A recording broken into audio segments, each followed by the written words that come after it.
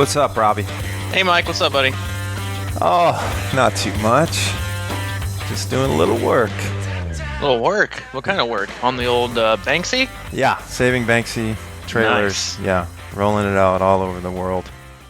I think you should. I think you've earned the right to give a free plug. Okay. There's a movie I've been working on for 2 years, and it's called Saving Banksy, and it has hit theaters and has been selling out in LA, San Francisco, Portland. They added 7 theaters in New York. So, if it's not playing, savingbanksy.com is the website. If it's not playing near you, it should be relatively soon on demand. So keep an eye out for it. Check it out, savingbanksy.com. Awesome stuff. Yeah, it's been pretty cool. New York Times made it a critic's pick, so we're pretty pumped. I saw that. Yeah. It's pretty huge, man. It's like you sit in a room and, the analogy would be you just sit on your trainer forever. And I was sitting in a room editing this film for 2 years, and you just get lost and have no idea if you're really making strides or what the deal is, and then it sort of all comes together. So I guess there's some kind of lesson there for triathlon. Of course it is. Patience, man. Hurry slowly. Yeah. Yep. It's cool. So It's supposed to be showing here in Kansas City, right? I mean, you keep telling me that, but I keep pulling up the website for the cinema, and it never has it. I'm kind of ticked about. I know, it's kind of crazy. I've been asking, there's a guy in charge of the theater part of it, and I think that he's been a little bit overwhelmed, and some of these cities are a little uncertain at the moment, but I think eventually it should be there, but I don't know, so I can't answer. I mean, if I have question. to pull a few strings, I'll see what I can do. You gonna pull out the Iron Tribe clout? Hey, there's a lot of clout around, and so I'm sure that yeah, I'll see what I can do. Yeah, don't be afraid to drop it in a mass email. Oh. Yeah, I'll think about that. Along with the Crushing Iron podcast. Yeah. Yeah. I'll do that. So what time did I text you this morning? I think it was a TR, a text record for you. I think I hadn't taken Hayden to daycare yet, so it was early. I think. Oh well, yeah. Was it 7:10? Yeah, it was 7:10 a.m. Yeah, and I'll have you know that was after my workout. I don't believe that. Yeah, and this is how you can believe it. I was trying to turn over a new leaf of sorts. I got to the Y and just kind of speed walked on the treadmill to warm up a little bit, and then I hit the pool. And I got out of the pool, took a little sauna, get the chlorine out of my system, and grabbed some breakfast, came home, and went right to bed. Yep, that sounds like you. Man, I'm just not ready for that. I was trying, but oh well. It kind of gives you 2 days, though. Takes 2 days? No, it gives you 2 days. Oh, that's you true. You wake up, you go to the pool, you wake up, man, what a great day. Sleep, wake up, bam, still on Wednesday. Yep, and thankfully I have that flexibility. Yes, yeah, thankfully. Because at least one of us does. I don't know if that would. I can't necessarily recommend that strategy for everyone out there, because probably most of you have places you got to be after the morning workout. So, are you ready to get grilled a little bit? I am. I'm pretty pumped about this episode. I honestly, I scanned the list and I haven't looked at it since. I'm just kind of going to go with a little spontaneity. No research, no notes, just going to kind of go with the flow. All right. In general, here's what I did. I thought about some questions that I have, even though I've been around triathlon a long time, I've kind of a little bit confusion in my head about, and I perused some of the Facebook Ironman groups and triathlon groups and just sort of tried to paraphrase a few questions from there that seemed to be getting a lot of response and a lot of curiosity. And then I took 2 Facebook questions verbatim because some of them kind of make me chuckle a little bit. And I thought I would just throw them at you. So, again, the first question is something I know a lot of people know about and do on a regular basis, but I have not. I traditionally go by feel on my bike and run for that matter, but on the bike I usually just have my bike computer and go by speed, and that's about it. So, but a lot of people tell me that I have to, or I should, if I want to get the best out of my cycling, go to the power meter. So I thought we would talk about how that kind of works and what it means to your cycling, and start with the question of what is a threshold test and how does it work and why should somebody do this, and then kind of explain the power meter and the effects of it and the benefits. So a threshold test for when you're talking in the scope of using a power meter, as people usually call it, your FTP test, which is your functional threshold power. Okay. And the reason people do this is it's kind of the same reason they do any other kind of test. This is to give you a baseline of where you currently are with your current fitness, and then it helps you guide your future fitness, and then a repeatable test to do again to reassess your fitness. Okay. I do want to say to start out that if you're out there and you're listening, and you don't have a power meter and you're on the fence and you're like, is this the be all end all?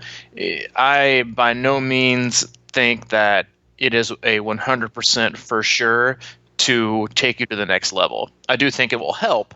But I have athletes, and I know athletes and other successful pros that while they do have power meters, they don't race or train primarily using the zones they get from their FTP test. So if you hear me say FTP, I'm just using it for short for functional threshold power. The test itself, you will see a lot of examples of how to do the test. You can see the 2 times 20-minute effort to give you kind of a true power. You can see just the straight up 20-minute power. There's a lot of variations, but generally what a power meter does is it just shows you how much work you're putting out. Okay. How many watts of energy. And a lot of people say it's kind of the gold standard because heart rate, if you're going to use a device, a lot of people still say going on feel is by far the best method, because nothing truly can digitalize how you're feeling that day, good or bad. But from a heart rate standpoint, heart rate varies based on stress, sleep, caffeine, time of the day, training load. So one day, I'll use running for an example because it's easier. So one day running a 9-minute pace might be a 140 heart rate. Well, the next day, a 140 heart rate might be an 11-minute mile. Yeah. Or the next day, it might be an 8-minute mile. The variances may not be that drastic, but you get what I'm saying is that, if like for me, especially if I was up all night with Hayden, didn't sleep much, I'll give you a great example. My long run this last weekend, it was an hour and 45 minutes. I slept awful the night before. It was humid outside, which it hasn't been almost warm here in KC. And I overdressed and had a cup of coffee. So I had caffeine, didn't have a lot of sleep, and my heart rate was abnormally high for the pace that I was doing. Now, if I had gotten perfect sleep and it had been cooler temps with no wind and I hadn't had a cup of coffee, my heart rate would have been totally different. So that's why people kind of go with power, because it is what it is. You're pushing a certain watt, and I'll just kind of use a baseline of 200. If you're pushing 200 watts, no matter what, you kind of are what you are. And that's why people like it when they race, is because they can have a certain number to go on. I mean, I could go into I'll let you ask you the question, because I could go into probably an hour and a half on power and all the details behind it. But what kind of other questions about power specifically? Well, I guess, I kind of understand that type of stuff. And is it true kind of say that 200 is the baseline and you try? So in other words, if you're going into a race, you want your average power to be at 200, and you try to keep that variance pretty short, right? Close. Yes, great question. So for just to give for an example, to go a little bit deeper into it, so let's say you have a functional threshold power of 250. There are traditional percentages of that number that are suggested for racing. So for a half iron distance, you would want to average between 75 to 85% of that power. Okay.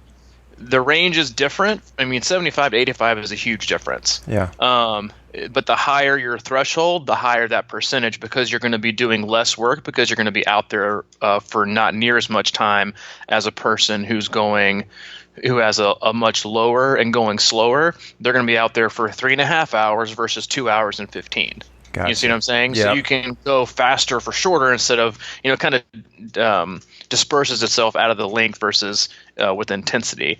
Ironman, you'll see a whole different slew between anywhere from 65% to even close to 80. But what you said is a really important number, and it's called your VI. And when you train with power, a lot of people, I mean, honestly, a lot of people train with power, and it's just kind of a glorified cadence sensor and speedometer. They just don't use the numbers.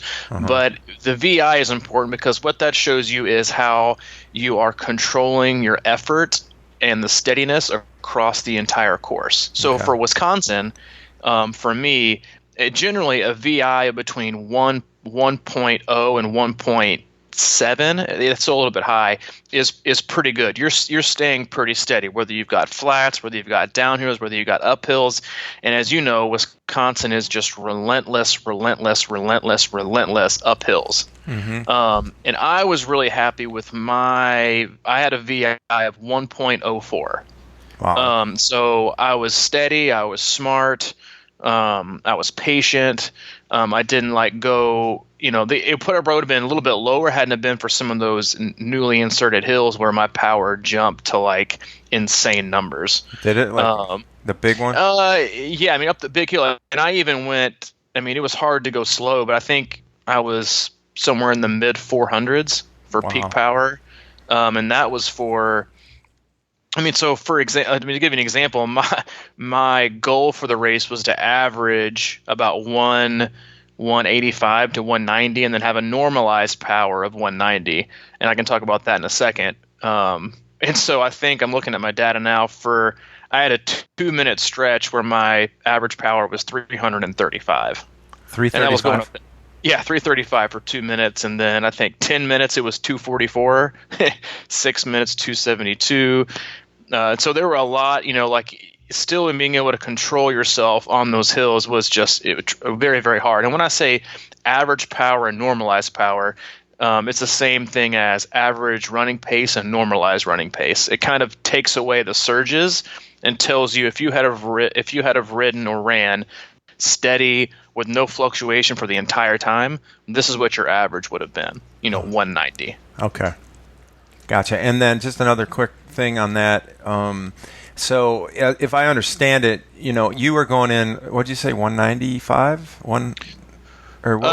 My goal for average power was going to be around 185 to 190 with the normalized power of 190. I hit the normalized power, but I was a little bit lower on the average power, ended up being 183. Okay. And then as you go into that race with that goal in mind, there's a method for figuring out basically what that time will end up being, right? Exactly. You can use websites like Best Bike Split to punch in your numbers. You have to be really accurate on the terrain and your bike and your aero position. Some people are a little bit too generous, giving themselves a little bit too much credit. Okay. But another thing I want to tell people about just really quickly is, because we'll spend a little bit shorter time on some of these other questions, is, and I tell my athletes this too, is that I train a lot by just kilojoules. And kilojoules are the units they use to measure how much energy you're using. Generally, for an Ironman, for that distance, 3,500 kilojoules is going to make up the whole 112 miles. And so a lot of times I'll have athletes work towards a kilojoule amount versus a distance or a time, because I'm really going for the energy. So if I can wear you out for 4 hours and get 3,000 kilojoules in, you've done pretty good. And so for this ride, for example, it held pretty true. It was 3570. So it was 70 kilojoules off of what I thought it was, which is not a lot. But that's another way that people use also to kind of extrapolate how many calories they want to take in during a ride as well. Okay, and yeah, we could probably have a whole podcast on kilojoules, and it's actually a really appropriate name in a way. Yeah, right. Yeah. I didn't know that's where you're going, but anyway, okay. Zinger.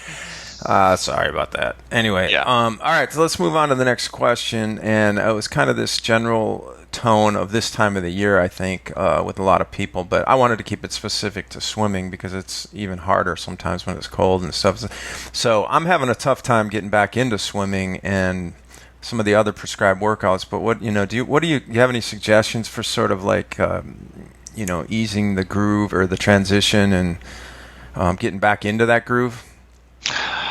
Just get your butt in the pool. Mm-hmm.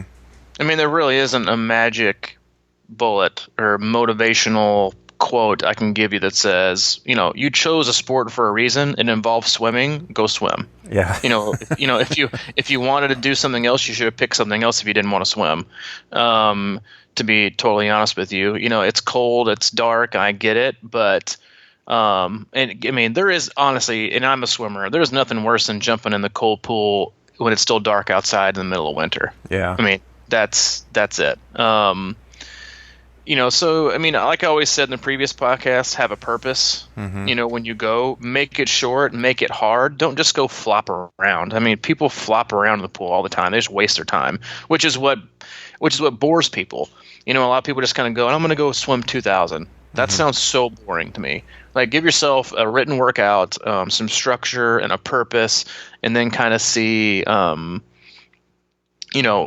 you go from there. And like I always say, put your swim on Mondays when you're the most motivated. And usually one swim, you'll kind of get in a groove, maybe 2 swim, maybe 3 swim.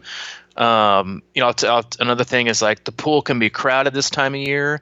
When the pool is crowded, I'll tell Chris Gerard, if you're listening, I told this to him earlier, is don't swim with any kind of a workout in mind. Just treat it as a 100% total open water swim session. Okay. Just swim for as long as you can. Don't get annoyed with the bumps and the interruptions. Just swim. Don't stop. If there's contact, there's contact. Rubbing is racing. And treat it like such instead of, I've got this structured workout, I can't do my 10 100s on 2 minutes with 20-minute rest, and then I got to use my snorkel. I'm like, it's not going to happen if you're sharing a lane with 3 people. Get in, swim for as long as you can, try to catch the person in front of you, pass them, go around them, go underneath them, and just kind of treat it as an open water session. And you'll have a lot more fun doing that than feeling like you're annoyed because you're sharing a lane with other people who are probably annoyed at you. Having to share a lane. God forbid we share a lane to pool. I know. Wow. Yeah. Sorry. Side note. Don't get me on that. Was so. I mean, what you just said there. For me, because I think this is pretty common that people go, a long time sometimes after their racing season and without getting in the pool, and just getting back into swim shape is a little tricky. And obviously, everything's a lot more fun when you're feeling like you're fit and in that shape. So for me, a lot of times early, if I agree with you, that purpose, sometimes my purpose is just to be moving in the water for like 40 minutes just to kind of get my thing going. And a lot of times, like I told you, and I'm not saying you agree with this, you might not, but I just like, sometimes if I get tired, I just go 50-meter breaststroke in the middle and just mix it up, and because that's a little easier for me. But it's also I find it kind of a nice cross stroke to work with, because to me it kind of gets my legs moving a little bit more or whatever. But I don't know. Just for me, I just try to get swimming and build up a little more endurance that way. I don't know if that's good or bad, but sometimes it helps me. It's whatever works for you. Yeah. All right, let's go on to another question here. A lot of people have a hard time training for hills because of where they live. What would you recommend for both the bike and or run? Where you live is no excuse. Okay. It just really isn't. The most underutilized tools for hills are your trainer and the treadmill. I mean, there's literally no excuse for where you live.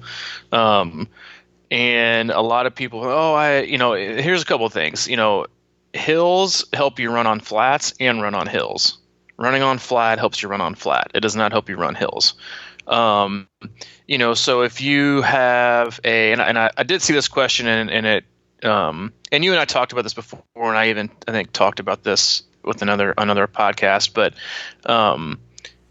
you know, it was an email about the Louisville course, and, our response was, big gear workouts, low cadence, lots of torque. You can replicate that on your trainer. You can't necessarily replicate on every flat road, but you still kind of can, depending on it, if you have it. But I think the trainer is one of the greatest tools you have. It's I love it because it's safe. Yeah. In these day and age, I feel like you hear about somebody getting run over by a car every other day almost. It's sad. Where I live, getting to a safe riding zone is just not possible without taking like an extra hour to and from. It saves time. You can just leave your trainer set up. So big gear stuff on the workout and treadmill work. It works on your form. It works on, strength. It works on resiliency and durability. Like I trained for, I'm going to go back through my data real quick. So leading up to Wisconsin, and I'm not going to make this as a blanket statement as the ideal way to train for a hilly course, but Hayden was due July 20th, which is about 6 or 7 weeks before Wisconsin. Allie had a rough pregnancy. Hayden ended up in the NICU for a couple of days after that, and so I was pretty much glued to the trainer if I wanted to work out. So I had no option. And some people out there might have the same thing. Leading up to Wisconsin, I only did, I did one, let's see, I did 2 4-hour rides and 2 5-hour rides. That's it. Okay. Everything else was under 4 hours, and they were all on the trainer. I know that sounds excruciating to people, but to spend 5 hours, even 4 hours on the trainer. So all my rides were under 4 hours, except for I did 2 4-hour rides and 2 5-hour rides. And of those rides, my rides were focused on big gear, simulating the course, and just working what I knew the muscles I needed to work for the course. Now, did it end up being like my greatest, bike split ever? No, but I think given, kind of given the cards I was dealt with, just family and what I was actually able to do, I think I was just doing 2 4 hours and 2 5 hours on the trainer. My bike split was 5:46, which I think flats too. I had 2 flats and still managed a 5:46. My and out of whatever 2,500 3,000 people that did it, my ride was 145th out of however many people, and that was all in the trainer. So no hills, a lot of big gear work. And a lot of people, I think, sometimes kind of poo-poo the trainer when it comes to hill work. Like, I know that when I used to live in Nashville, we would go on these Natchez Trace rides. Yes, it's hilly and relentless, but the trace also, hilly routes also usually give you free time to coast and to relax. Yeah. Well, if you're on the trainer and you do 5 minutes in a big gear at threshold, well, your 5 minutes after that are still spinning. Even in their recovery, you're still getting, spinning. You're literally nonstop pedaling for 4 hours.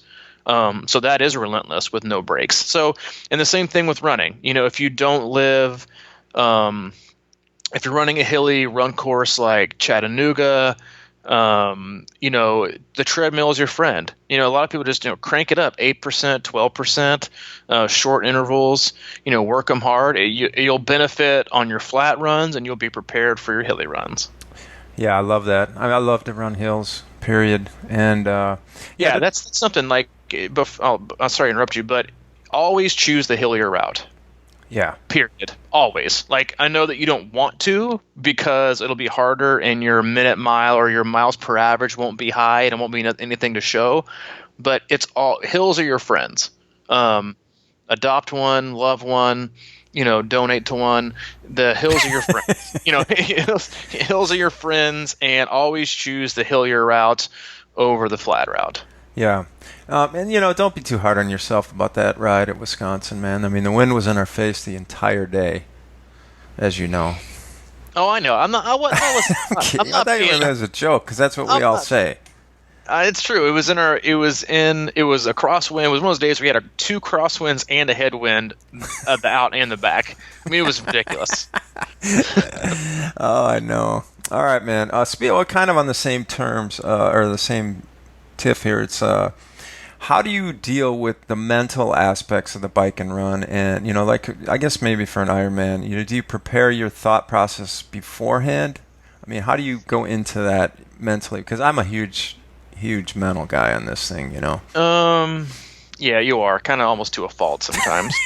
I think I don't know. I think it's different for everybody, and I think it depends on your overall goal. Mm-hmm. I think people have too many aspirations on the bike. Okay. I think your purpose should be to be patient and bike smart, Uh-huh. whatever that looks like. And I think a lot of people chase numbers and they chase miles per hour, what they did on a previous course ride. I'm like, listen, you wake up.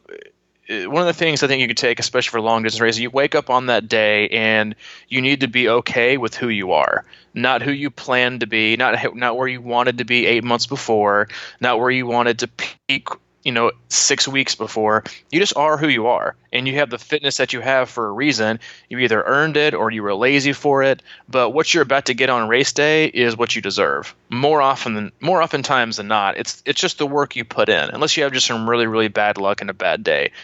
But it's usually pretty closely reflective of the work you put in. I mean, my bike suffered because I just didn't put any other work in. But I think it comes from training and knowing you could do it. For me, running is a big one. Like running, not necessarily for mileage, but for time. Mm-hmm. Like in doing that alone, I'm like, man, I know that I can do this come race day. And I think it's just there's you have to have a sense of humility. Yeah. When it comes to long distance 70.3 Ironman racing, or you'll end up. I think that's why a lot of people just DNF. They just quit. Mm-hmm. They quit from the chin up. They don't quit from the chin down. And I think being humble and accepting where you are and what the course gives you. Yeah. Like that was a big thing of why there were so many DNFs at Chattanooga this last year, is because I think people just had this mentality of I'm going to get a sub this and or sub that, and then when Mother Nature flipped you the bird and said I'm going to give you 100-degree heat on this brutal run course, that people just said I don't even like. If I'm not going to get close to my goal, I might as well just toss it in. Yeah. And so I think you have to have an acceptance of humility of where you are, but I also think you have to have a purposeful mindset of no matter what happens today, I'm going to see what happens the next 5 minutes before I just call it quits. Wow. Were you the one telling me? I think no, maybe I was talking to another friend who had a friend racing Chattanooga, and she was really going into it with this idea of her PR and everything like that. But once she saw the weather, she literally added like an hour and a half to her target time, and she ended up having a great race because of it. Yeah, maybe it was an hour and a half. So yeah, she went in like you said, with humility, and it turned out to be a great day for her. Yeah, I mean, I think you and I had the same mindset when we did Louisville in 2013. Yeah, I don't know about me. For me, like I had to shelve all previous thoughts of a time because it was going to be so hot, and you had no idea how it was going to affect you. And so I also think that kind of gives you a sense of like freedom. Is like I might not be able to out fitness you or out bike you or be more athletic than you today, but I damn well tell you I'm going to be smarter than you. Yeah. And that's, I mean, I know some racers that have qualified for Kona that the reason they do it every year is just because they are brilliant strategists and are so smart when it comes to racing that more people lose. I know they say this all the time in the NFL, like more teams lose the game than they actually win it. And Oh, I yeah, think that's good. Ironman racing is that most people, more athletes will lose their time rather than be smart enough and patient enough to actually run themselves to what their ultimate goal is. Yeah, that's good. And I think, when you talk about Louisville and that hot day, I mean, that was just a hard lesson for me to learn. It was a lesson that I did learn that day. And you almost have to go through it sometimes to really understand it. But, the people, if you can do that ahead of time without actually having it happen to you, I think you're ahead of the game, But those are rare people, that actually can be rational in that level. Yeah, seriously, yeah. Yeah, because I just got hammered that day on the run course, and I just, I thought I could overcome it and just be some kind of like superhuman, and I really, had to eat a lot of crow. So, anyway, so let's go to the next one. It's going to be a gear shift here, and I don't know if you have a lot to say about this or not, but it's a huge question, especially for beginners. Is the triathlon apparel, and I remember going into this process having no clue, like what to buy. But do you have any thoughts on, when you're buying a new kit, like what kind of things you look for, or should the people look for? Is it comfortable? Yeah. I mean, honestly, because I think, you know, so many people they gravitate towards a brand for literally no reason, except for that they like the way that it looks. Yeah. They don't know. I mean, even like when you start to go for like these high-end skin suits, that have sleeves on them, and like just because it's fast for one person doesn't mean the morphology and the way your body is made makes it good for you. In fact, it might make you slower.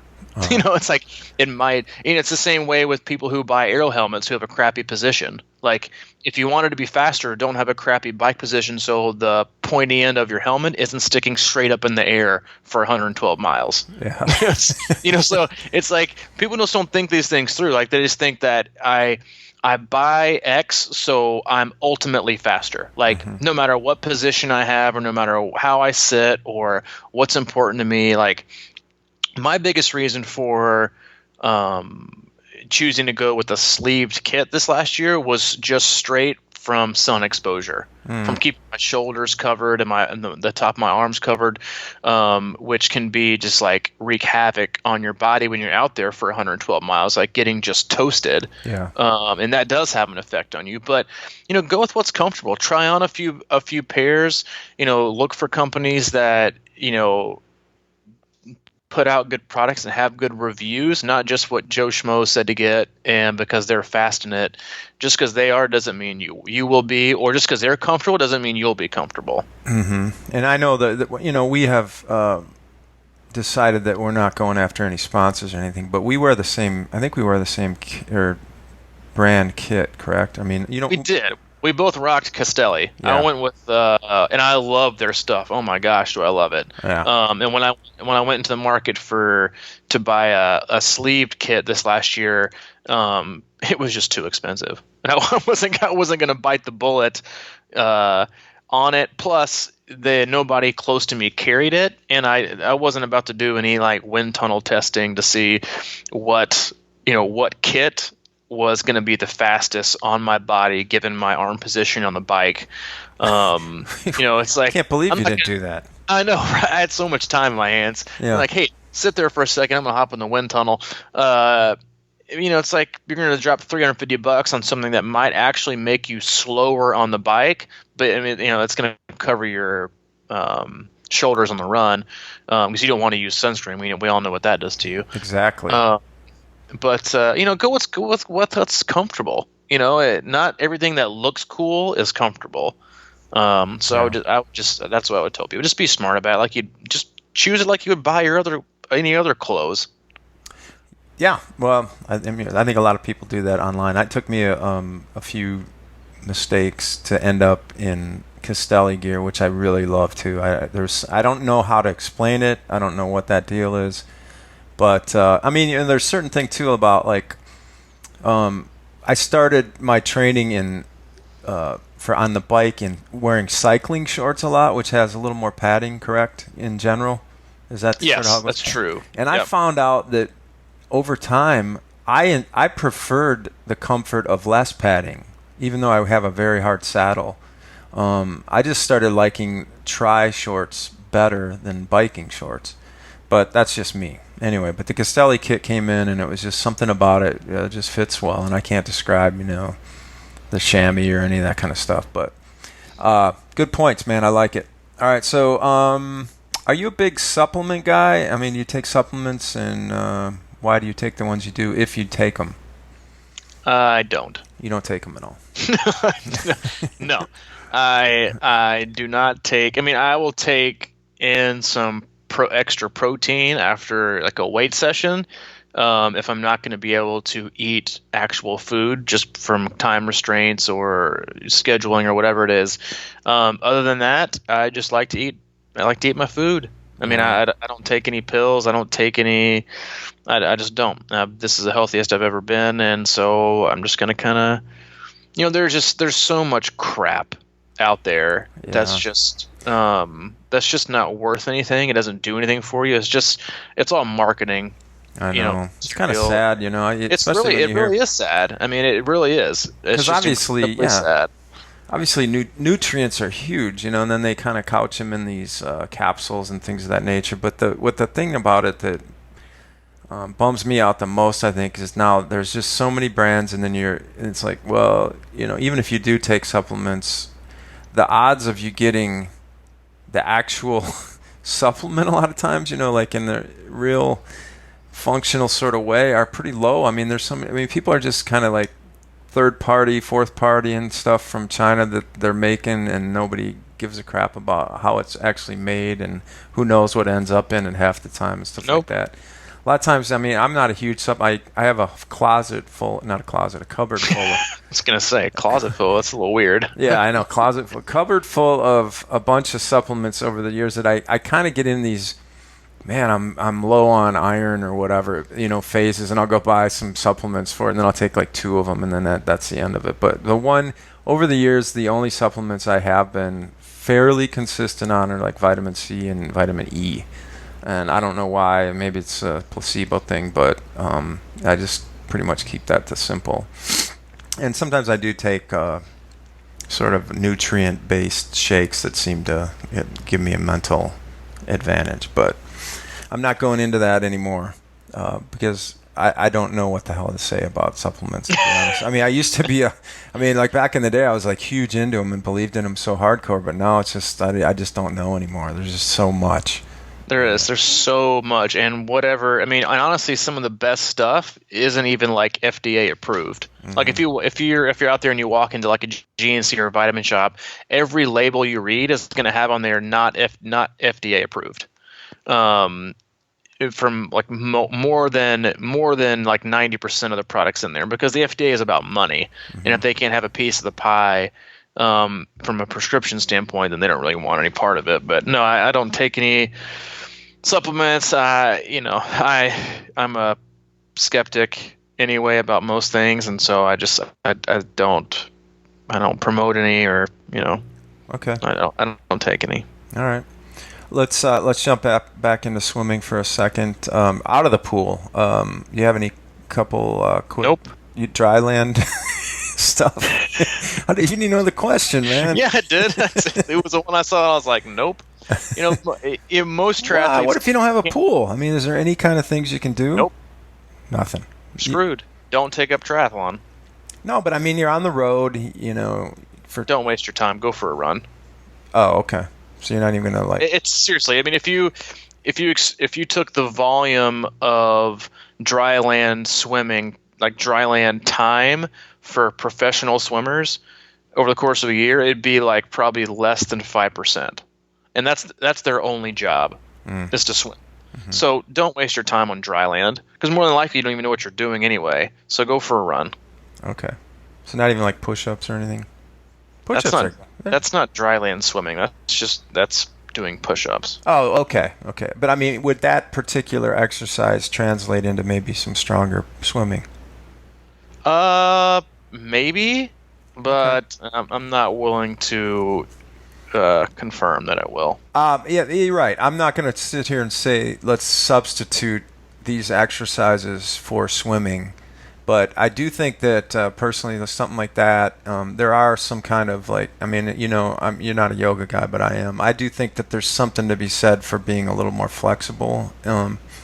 So, in especially well, in all cases, but we've already talked about stretching in another podcast. But I do think there's value in having a little more flexibility as a swimmer. But it's like I mean, shoulder. I guess it's like, what's your definition of dry land Right, swim? right, yeah. Are you on like one of those VASA trainers to where you're like swimming in space with like no water and resistance cords, or are you doing like 5 minutes of technique work with resistance cords before you get in the water? It's just a broad term. Or are you talking about weightlifting? It's like that, which I wouldn't even consider dry land swim training. That's called weightlifting. Okay, all right. I'm with you there. Let's go on to the fun questions. Now, I can't. I think somebody sent us this the other day, and it was so it inspired me to ask you the question of: would you compare your first sprint triathlon to losing your virginity?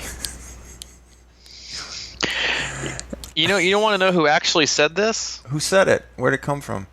It came from the TBI was earlier this week or maybe over the weekend, which is the triathlon business conference or something. Mm-hmm. And I believe it was the president of USAT. Oh, that's who did the presentation. Who said that? And I think I saw somebody's like tweet about it, and it was like, and you wonder why triathlon is contracting. You have douchebags like this representing the sport. He's just looking for an angle, man. That's the thing. It's like, I can't, like, can you imagine any other, like, the head of any other sport leading with something like that? Uh-huh. Uh-huh. I thought it was embarrassing.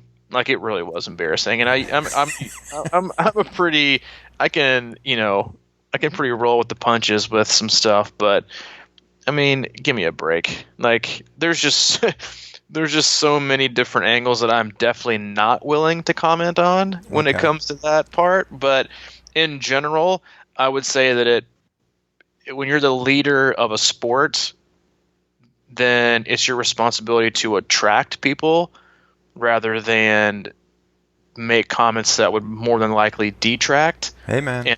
And especially when you have a serious issue with the participation from women in your sport, I'm not sure that was the best line to lead with.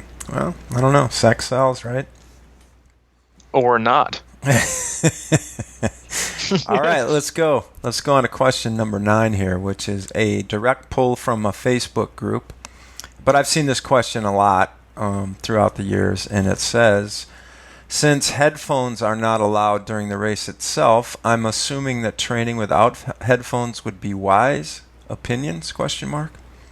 What do you think? I think do what you want. Okay.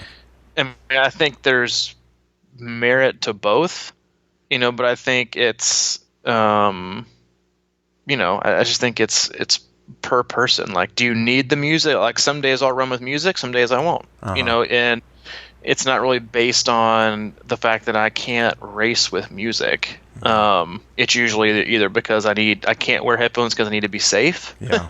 Or whatever. So I just think it's definitely based on the person and your predicament. If you're hopping on the treadmill, by all means put in headphones. Yeah. If you're going on a long run on the trail, I would say don't wear headphones. And so I just totally based on the person. Obviously, don't wear headphones if you're riding your bike on the road. Do wear headphones if you're on the trainer. I'm not. Yeah. Okay. It's not going to affect your time. Or you can. My strategy for the last year was actually I had a iPod that worked intermittently. Sometimes it wouldn't even work, so I'd pull it out of the charged computer my USB, and I'd put it on and then turn it on, it wouldn't work. So in those days, I didn't wear it. But if it worked, I would wear it. How's that? If it's meant to be, it's meant to be. Exactly. But I do have, I mean, as you know, I have a history of talking about this a little bit. I have. I do think there's advantages in learning to run without it. I think it's really good to do that occasionally, because the one thing you can do is really kind of tune into your breath a little bit better, because you can hear it and you know you're breathing and stuff like that. So I think that's a good practice to do occasionally. But I'm back into running more often with headphones, and when I do that, I focus a lot more on trying to pull back, because what happens when I hear songs that jack me up, I start going a little bit out of my range sometimes. Yeah. So I just keep an eye on that. Yeah, I mean, I made the conscious decision to, like, I did a tempo run yesterday, and I knew the intervals were going to be kind of hard to hit. And I was like, I picked up my headphones, I was walking out the door, and I was like, you know what? I don't need them. I'm going to just kind of listen to, my body and just kind of feel it and see what happens. And so I didn't use them. So yeah, I totally get that. Okay. Now this one is also from Facebook, and it says, I've been training 6 days a week, but I want to make sure I'm training right. What training plan does everyone recommend? Even though I'm doing 140.6 first timer, I don't want to train as a beginner. I'm ready and willing to put the time and work in, but want to make the most of my time. I mean, that's a pretty. I mean, you couldn't be any more broad. Yeah, exactly. I mean, it's like. I just thought you'd riff on maybe, like, as a beginner to not get too, wrapped up. I mean, here's what I would say is, like, first of all, you don't know that you're training wrong. Mm-hmm. I would probably have somebody maybe look over your training. Mm-hmm. But the biggest thing is, like, training 6 days a week doesn't mean you're doing anything right either. If it's not, it just means you have time to work out 6 days a week. Yeah. So I see what the question might have been intended to be. But again, sometimes more isn't more. It's like, I had an athlete this week that the last 2 weeks hasn't been able to, like, finish an actual week of training because he was sick for 2 days, and then some birthday obligations the previous week, and like, skip the day. And he was like, whatever you tell me to do, I'll do it. Ramp it up. And I was like, dude, training is a lot like the dinner table. Don't ask for seconds if you haven't finished what's on your plate. And and I was like, can you have seconds? No, finish your veggies. And so I think that's the same thing. It's like, so you've done 6 days a week. Well, congratulations. But what were in those 6 days? Was it 1 hour each day? Was it 2 hours each day? Did it alternate? Like, it's way too broad to give a really pointed answer on, like, what his issues or her issues may be. But I would always say that inviting another person into what you do or how you've done it is the best way to get insight on what you're not doing. Yeah. Because most people think what they're doing is automatically right. It's like, once you label yourself this, you basically just stop learning as is, because you've accepted a certain train or school of thought, and so you're not willing to grow or learn or adapt anymore. And so, I would always say, like, always have other people look at your training, never be afraid to ask questions, and, kind of be vulnerable in a way to let others tell you that you're doing something right or wrong. Never be afraid to adapt. Is what I would say. Well, that's good. Well, I should say, based on the number that's of good. Thanks, man. You nailed it with that. But I think that's the whole point, right? I was going to say, based on the number of replies this post got, I think there's a lot of other people out there that have different opinions than you, and they think they can answer that question. I think it was just sort of an unanswerable question. It's totally unanswerable, and if you think you can answer it, then you're wrong. There was a lot of responses, people that think they I'm can. sure there is, because everybody's an expert. Yeah. Everybody's an expert. Yeah. But yeah, you can't answer that. No. I agree. All right, well, that wraps up what I think is going to be an ongoing series of questions with the coach. Yeah, I've got that a was lot fun. of them. I enjoyed that. I mean, we could go on. I could go on a lot more lengthy discussions, especially on the power subject. And, but yeah, if you have other questions, we could, email them in. Maybe we'll just keep a little folder. And once we get to 10, we'll have another, ask the coach episode. And, I like that. Yeah. yeah, it could Email. be because we've had a lot of questions. I know we covered most of them in this one or in a previous one. But if you got questions and want them to be read out loud, somewhat live on the next Ask the Coach podcast, then submit them via email and we'll put them on the list. And once we get to 10, we'll wrap it up because I mean that's kind of the crux of why we're doing this anyway, is to help other people out and. Allowing me to talk through it versus type it out is probably usually going to give you a better explanation and less typos. And 99% of questions are not dumb questions. Oh, for sure. Yeah. I just thought I'd change that saying a bit. Well, I mean, you made your own movie. You can kind of do what you want. This is true. crushingiron@gmail.com. Send those questions in and we'll put them in a folder. And or answer them on the spot, because we do that as well. Yeah, absolutely. Crushingiron.com is the website behind this podcast, and I want to bring this up because there is a T-shirt tab, and a couple of people have asked me about T-shirts. So you can go to crushingiron.com and hit the T-shirt tab, and there's some info on there. We're doing it old school, maybe you can PayPal, and I'll just ship them out or whatever. I haven't figured out the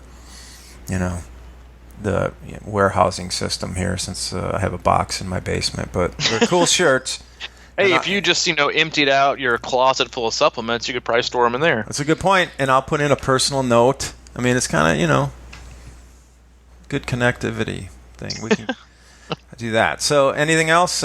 Please. Oh man, we're getting some really good reviews and a lot more subscriptions, and I really think that's awesome and appreciate it.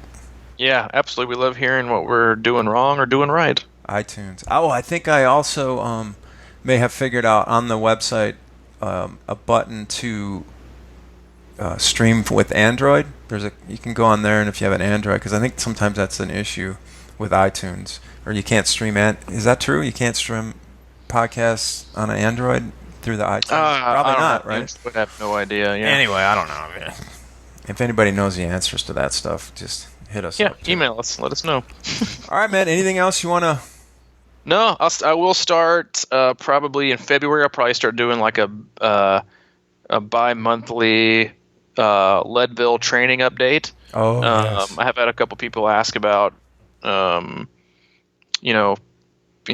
what my plans are and how training will be and what I've learned so far. And I've learned a lot, a whole lot so far. And the training, training wise, what I'm doing, what I'm having to change, what I'm having to address, and I'll start doing maybe a little into each episode or maybe lead it or whatever here in a week or two once I get a really good groove. Yeah. And that Pacers guide thing that you sent me is like, I'm going to have to study that for about a week, I think.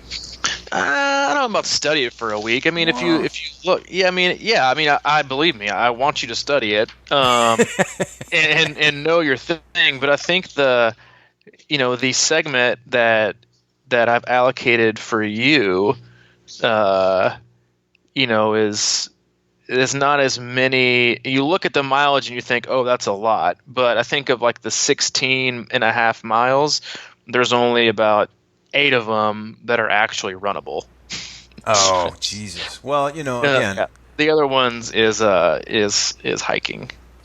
All right. Well, I'm not as worried about the distance as I am the psychological aspect of pacing someone, because I've done it in the past, and it's tricky, especially if you're going to be 65, 70 miles into a ridiculous run. I'm going to have to, be a superhuman you kind of know me better than almost anybody, probably outside alley, and so you probably know what buttons to push, what to say. I think. you think, it might end our friendship, or it might bring us closer together. You never know. What it's probably happens on the mistake course I stays made. on the course. Yeah, that's probably like the biggest mistake that I made. Is I took obviously Allie and then my two other best friends as my pacers, when I really should have probably picked like three borderline people who I wouldn't necessarily mind if we weren't friends anymore, or I would love to have as friends. In this journey. But hey, maybe we'll do.